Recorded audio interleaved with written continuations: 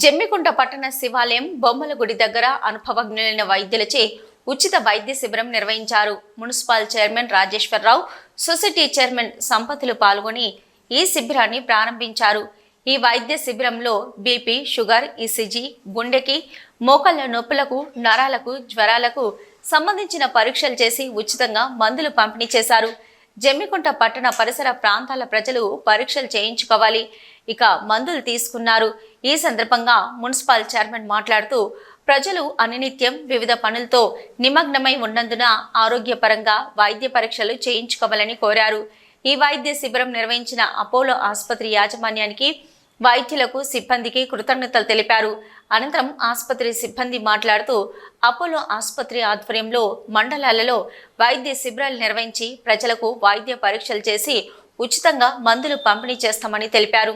అదేవిధంగా అపోలో ఆసుపత్రిలో ఇన్సూరెన్స్ సౌకర్యం ఉంటుందని తెలిపారు. ఈ అవకాశాన్ని ప్రజలు సద్వినియోగం చేసుకోవాలని కోరారు. ఈ కార్యక్రమంలో municipal chairman Rajeswara Rao, society chairman Sampath, కౌన్సిలర్లు, ఆసుపత్రి వైద్యులు, సిబ్బంది, ప్రజలు పాల్గొన్నారు. వైద్య శిబిరం ఏర్పాటు చేయడం జరిగింది.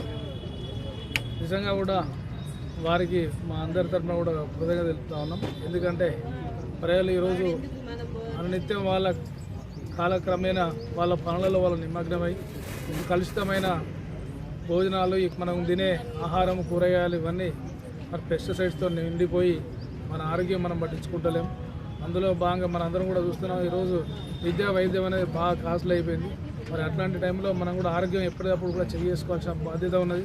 షుగర్ కావచ్చు, బీపీ కావచ్చు, కార్డియాలజీ ఎన్నో ప్రాబ్లమ్స్ వస్తున్నాయి. కాబట్టి మరి ముందస్తుగా వీరు పెట్టి మనకు ఉచితంగా పెట్టడం మనకు నిజంగా కూడా సంతోషకరం.